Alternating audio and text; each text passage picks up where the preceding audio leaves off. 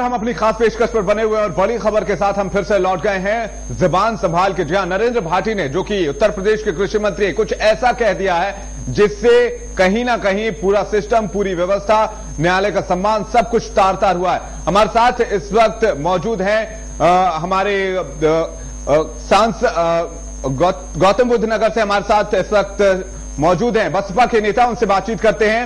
सुरेंद्र जी हैं, क्या लगता है आपको आखिरकार इस तरह की तल्ख टिप्पणी क्यों की गई है? हेलो, हाँ जी बताएं। मुझे अभी आवाज वॉइस आपकी क्लियर नहीं है।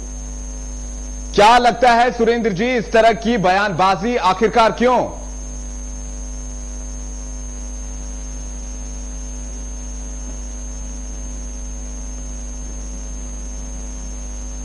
आपको मेरी आवाज मिल पा रही है सुरेंद्र जी? तो लगता है उनसे संपर्क टूट गया। उनके पास दोबारा चलने की कोशिश करेंगे। हम तमाम लोगों से, जिम्मेदार लोगों से बातचीत करने की कोशिश करेंगे। हम तमाम उन लोगों तक पहुंचने की कोशिश करेंगे जिन लोगों पर जवाबदारी तय है कि वो सम्मान करें उस पूरी व्यवस्था का, उच्च न्यायालय का और पूरे लोकतंत्र का। हमारे साथ बालाजी लगातार बने हुए हैं, उनके पास चलेंगे। लेकिन चलिए एक बार फिर से आपको सुनाते हैं आखिरकार क्या कुछ कहा नरेंद्र भाटी ने। ज्यादा डंडा किए हुए कई चीजों में सरकार का इसमें कोई वो नहीं है। सुप्रीम कोर्ट ज्यादा डंडा किए हुए कई चीजों में सरकार का इसमें कोई वो नहीं है। सुप्रीम कोर्ट ज्यादा डंडा किए हुए कई चीजों में सरकार का इसमें कोई वो नहीं है। तो साफ तौर पर यहां पर न्यायालय की अवमानना का मामला बनता है सिविल में ये, और ये देखना होगा कि इस पर न्यायालय किस तरह से संज्ञान लेती है। लेकिन यह जिम्मेदारी तय होनी चाहिए कि कम से कम नेता इस तरह की बयानबाजी न करें जिससे आम लोगों की भावनाएं आहत हो और किसी की सत्ता को चुनौती मिले। हमारे साथ सुरेंद्र नागर बसपा के यहां पर नेता जुड़ रहे हैं, उनसे बातचीत करेंगे। सुरेंद्र जी, क्या लगता है इस तरह की बयानबाजी आखिरकार क्यों नेताओं के द्वारा? देखिए, संवैधानिक पद पर बैठे हुए किसी व्यक्ति को भी सुप्रीम कोर्ट के बारे में, माननीय उच्च न्यायालय के बारे में इस तरीके की टिप्पणी नहीं करनी चाहिए। जी सुरेंद्र जी, आखिरकार टिप्पणी एक अलग चीज होती है, आप जब फैसले को चुनौती देते हैं वो अलग चीज होती है। लेकिन उच्च न्यायालय के लिए आप इस तरह की भाषा का इस्तेमाल करते हैं जो कहीं से भी ठीक नहीं है, बिल्कुल अभद्र भाषा है। बिल्कुल, हम लोगों को खासतौर से जो राजनीतिक व्यक्ति हैं और जो सार्वजनिक जीवन, खासतौर से जो संवैधानिक पद पर बैठे हुए व्यक्ति हैं, उनको बहुत सोच समझ कर, माननीय उच्च न्यायालय एक व्यवस्था है हमारे संविधान में, उनके उस सम्मान का हमें उसका ध्यान रखना चाहिए और इस तरीके की अभद्र भाषा का प्रयोग हमें निश्चित रूप से नहीं करना चाहिए। क्योंकि आप वहां पर सबसे बड़ी विपक्षी पार्टी के तौर पर हैं सुरेंद्र जी, तो इस मसले को आप कैसे सामने लाने जा रहे हैं लोगों के? देखिए, इस चीज से ये पता लगता है कि जिस तरीके के वो लोग हैं, उनका क्या, किस तरीके के राजनीतिक और दल, जिस दल में वो राजनीति कर रहे हैं, उनकी क्या सोच, क्या विचार, किस विचारधारा के वो लोग हैं, उनके इस टिप्पणी से पता लग जाता है कि वो किस तरीके के लोग और किस तरीके के दल है। जी सुरेंद्र जी, बहुत बहुत शुक्रिया। सुरेंद्र नागर बसपा सांसद इस वक्त हमारे साथ गौतम बुद्ध नगर से जुड़े थे। साफ तौर पर कह रहे थे कि कहीं से भी ये जायज नहीं ठहराया जा सकता। माइंड सेटअप की बात कर रहे थे कि जिस तरह की मानसिक सोच है उसे कहीं ना कहीं दर्शाता है सरकार में। हालांकि इस तरह के बयानबाजी कहीं ना कहीं ये तय करती है कि हमारे देश में राजनीतिक जो चाल है, राजनीतिक जो दिशा है, वो किस ओर मूव कर रही है, वो किस ओर जा रही है। और इससे चिंता की बात कुछ और नहीं हो सकती, क्योंकि राजनीति में पहुंचे नेता ही हमारे देश का भविष्य तय करते हैं और हम उन्हें चुनकर वहां पर भेजते हैं। इसलिए गलती हमारी भी बनती है कहीं ना कहीं। लेकिन इससे बड़ा मसला यह है कि क्या ऐसे में यह उचित हो जाता है कि किसी एक ऐसी संस्था की सत्ता को चुनौती दे दी जाए जो जायज नहीं है कहीं से भी। हमारे साथ बालाजी लगातार बने हुए, उनके पास चलेंगे। बालाजी, सीधे तौर पर एक ऐसी सत्ता को चुनौती देने की बात है जिस पर ये कहीं से जायज नहीं ठहराया जा सकता। निश्चित रूप से जिस तरह से ये टिप्पणी है, जिस तरह से बात कही गई है सुप्रीम कोर्ट के बारे में, वो ये दिखाता है कि आज की जो राजनीति है वो कहां जा रही है। और अगर नरेंद्र भाटी के हम उम्र को देखें तो उनकी उम्र को देख के नहीं लगता है कि ये बालाजी थोड़ा सा रोकना चाहेंगे। इस वक्त खुद हमारे साथ उत्तर प्रदेश के कृषि मंत्री नरेंद्र भाटी जुड़ रहे हैं। नरेंद्र जी, आखिरकार आपने ये बयान किस संदर्भ में दिया? ऐसा है, ये मैंने बयान नहीं दिया, ये गांव की कहावत है, हमारे यहाँ एक कहावत प्रचलित है, तो वो शब्द निकल गया कि भाई फला आदमी का डंडा चल रहा है, फला व्यक्ति का ही चल रहा है। ये कोई डंडा नहीं मार रहा, ये कहावत है, वो कहावत मैंने कह दी थी। जी नरेंद्र जी, लेकिन माननीय उच्च न्यायालय के लिए इस तरह की भाषा का इस्तेमाल कहां तक उपयुक्त लगता है आपको, चाहे आप गांव के लहजे में ही कह रहे हो? नहीं, उसके लिए हम जो है खेद व्यक्त कर सकते हैं। अगर ऐसी बात है, वो कोई उसकी हमारी मंशा नहीं थी, वो हमारी मंशा थी केवल वो उस समय जो है ये अतिक्रमण को लेकर चल रहा था। अच्छा, ये माननीय सुप्रीम कोर्ट का भी नहीं है, माननीय हाई कोर्ट का आदेश है। उन्होंने आदेश दिया है कि रोड्स क्लियर रहें। गवर्नमेंट ने उसी संदर्भ में ये कार्यक्रम चला रखा है। तो वो मैं थोड़ा उस समय जो कहावत एक प्रचलन में है गांव की, वो गांव के लोग हैं, वही कहावत जो है। नरेंद्र जी, चूंकि आप कृषि मंत्री हैं, पूरा राज्य, पूरा प्रदेश आपको फॉलो करता है, आपके बयानों को सुनता है, आपकी बातों को सुनता है, आपकी नीति को फॉलो करता है। पूरे देश की नजर आपके बयानों पर रहती है, आपके काम पर रहती है। चूंकि उत्तर प्रदेश उतना बड़ा ही राज्य है, तो क्या ऐसे में नहीं लगता कि इस तरह की भाषा का इस्तेमाल कहीं ना कहीं नुकसानदेह साबित हो सकता है, न सिर्फ आपके लिए, आपकी पार्टी के लिए भी? और नहीं होना चाहिए, उसके लिए खेद है। और हमारी मंशा ये नहीं थी, लोगों ने जो उसका अर्थ निकाल लिया, ये हमारी मंशा नहीं थी बिल्कुल।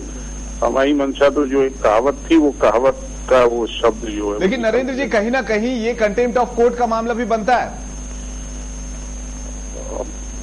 जो भी है भैया वो देखेंगे, जो भी बनेगा उसे तो, लेकिन हमारी मंशा ये नहीं थी जिसको इस तरीके से दिखाया जा रहा है या तोड़ मरोड़ के उसको पेश किया जा रहा है, वो हमारी मंशा नहीं थी। और नरेंद्र साहब, आपके खिलाफ बसपा भी मोर्चा खोलने वाली, विपक्ष तैयारी कर रही है कि आपके इस बयान को लेकर आपको घेरे, क्या कहेंगे? देखिए, बसपा का तो काम है, ये बसपा जो कहेगी उसका जवाब उस समय देंगे। बसपा के उसका कोई बयान है नहीं है कि बसपा इस पे कोई बातचीत करे। बसपा क्या बातचीत करेगी? बसपा का कोई मैटर ही नहीं है। बसपा से क्या, इससे कहाँ रिलेटेड हो गया ये बसपा से? जी नरेंद्र जी, लेकिन आपने जो कुछ बोला है, आपने कहा कि उसे तोड़ मरोड़ कर पेश किया जा रहा है। चलिए एक बार फिर से आपको भी सुनाते कि आपने क्या कुछ कहा वहां पर। आप हमारे साथ लाइन पर बने रहें, इस पर हम आगे बातचीत करेंगे और आपके तथ्यों को भी जानने की कोशिश करेंगे, आपकी बातों को भी सुनेंगे और लोगों को भी सुनाएंगे, दर्शकों तक आपकी बात को भी पहुंचाएंगे कि आपका वहां पर मकसद क्या रहा था बोलने का। डंडा किए हुए कई चीजों में सरकार का इसमें कोई वो नहीं है। सुप्रीम कोर्ट ज्यादा डंडा किए हुए कई चीजों में सरकार का इसमें कोई वो नहीं है। सुप्रीम कोर्ट ज्यादा। नरेंद्र जी, किस बाबत आपने ये, क्या कुछ चल रहा था वहां पर, क्यों आपने ये बयान दिया और सरकार की किस बात को आप रख रहे थे वहां पर? हालांकि ये कहावत है, मैं कह रहा हूँ, ये कंटेंट नहीं बनता, ये कहावत है हमारे यहाँ जो कहावत है वो शब्द ही उसमें हो गया, लेकिन उसके लिए खेद व्यक्त कर रहे हैं। नरेंद्र जी, कौन सा पक्ष रख रहे थे आप सरकार का? यहाँ पर क्या कहना चाह रहे थे, क्या जताना चाह रहे थे आप? नहीं, वो बात अतिक्रमण की थी। वो अतिक्रमण को ऐसे वो आपके जो साथी थे वो ऐसे पेश कर रहे थे जैसे मैं ही कुछ गड़बड़ कर रहा हूँ।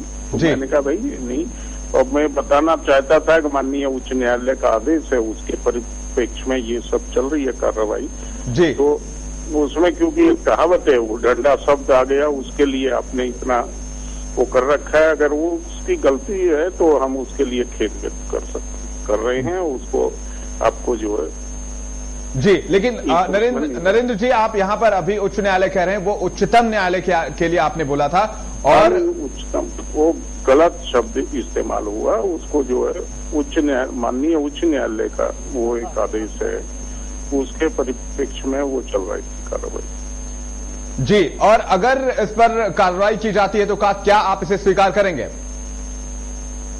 अब जो भी होगा स्वीकार तो करना ही पड़ेगा, और ऑल्टरनेट क्या है। बहुत बहुत शुक्रिया नरेंद्र जी, तमाम जानकारी के लिए। नरेंद्र भाटी, कृषि मंत्री उत्तर प्रदेश के इस वक्त हमारे साथ है। वो कह रहे थे कि उनके बयान को तोड़ मरोड़ कर पेश किया जा रहा है। वो उन्होंने एक गांव की भाषा में कहा था, गांव के लहजे में ये कहा था, और साफ तौर पर कहीं ना कहीं ये जो भाषा का उन्होंने इस्तेमाल किया वो कहीं से भी जायज नहीं ठहराया जा सकता। हमने आपको दिखाए वो तमाम जो बातें उन्होंने कही, ये पूरा अतिक्रमण का मसला था और अतिक्रमण के बारे में उनसे सवाल किए जा रहे थे, तभी उन्होंने इस तरह की बयानबाजी की और इस तरह के बयान दिए। लेकिन लगातार सवाल यही है कि क्या एक जिम्मेदार पद पर बैठे नेता, जिम्मेदार पद पर आसीन एक नेता से इस तरह की भाषा में टिप्पणी जायज है? इस तरह की भाषा का इस्तेमाल जायज है? कई सारे सवाल हैं और कई सारे इसके बाद मसले भी हैं कि आखिरकार क्यों इस तरह की जो बातें हैं वो अक्सर सामने आती रहती हैं, क्यों लोकतंत्र के जो तमाम पहलू हैं उनको नुकसान पहुंचाया जाता है, चाहे वो मीडिया हो, चाहे वो न्यायपालिका हो, क्यों इनकी कार्यशैली पर सवाल खड़े किए जाते हैं और क्यों हमेशा इन पर प्रहार किया जाता है? मीडिया फिर भी चुपचाप सब कुछ सह लेता है और सब कुछ अपने चीजों को बर्दाश्त कर लेता है, लेकिन न्यायपालिका पर की गई टिप्पणी किस सूरत हाल में बर्दाश्त की जाएगी, ये बड़ा सवाल है। बालाजी मिश्र हमारे साथ लगातार बने हुए। बालाजी मिश्र, अभी आपने साफ तौर पर नरेंद्र भाटी को सुना, क्या कहना चाहेंगे? देखिए, अब लगता है हमारे इस कार्यक्रम के बाद नरेंद्र भाटी जी को अपनी गलती का एहसास हो रहा है और शायद इसीलिए वो बोल रहे हैं कि उन्होंने गांव की एक जो भाषा है, गांव का एक मुहावरा है, उस मुहावरे को उन्होंने सुप्रीम कोर्ट के संदर्भ में उसका इस्तेमाल कर दिया। लेकिन सवाल ये है कि इतने उच्च पद पर बैठा हुआ व्यक्ति जानबूझकर इंटेंशनली ऐसी भाषा का अगर प्रयोग करता है जिसमें डंडा करना और डंडा चलाना के बीच फर्क महसूस नहीं कर पाता, तो उस देश की जनता का क्या होगा?